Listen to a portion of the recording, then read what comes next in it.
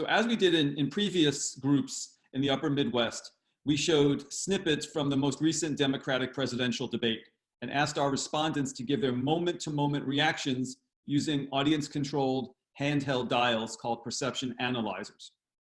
And with that tool, we were able to gauge their response to how much they liked or disliked statements that were made in the last presidential debate.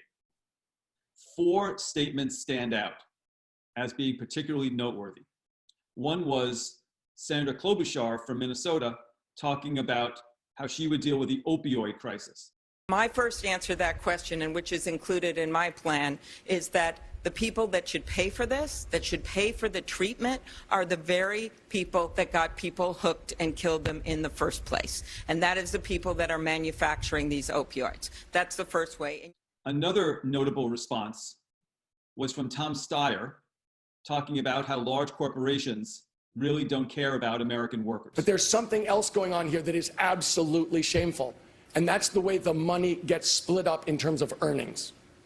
As a result of taking away the rights of working people in organized labor, people haven't had a raise. 90% of Americans have not had a raise for 40 years. When Elizabeth Warren said that American corporations don't care about American communities.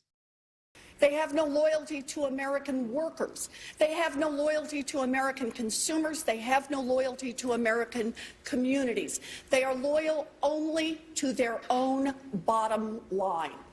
I have a plan to fix that. And then the 4th notable dial test snippet was from Pete Buttigieg, when he talked about America's role in the world when it comes to foreign policy and foreign intervention. The slaughter going on in Syria is not a consequence of American presence. It's a consequence of a withdrawal and a betrayal by this president of American allies and American values. Look, I didn't think we should have gone to Iraq in the first place. I think we need to get out of Afghanistan. But it's also the case that a small number of specialized special operations forces and intelligence capabilities were the only thing that stood between that part of Syria and what we're seeing now, which is the beginning of a genocide and the resurgence of ISIS. Next month, we are heading to Saginaw, Michigan,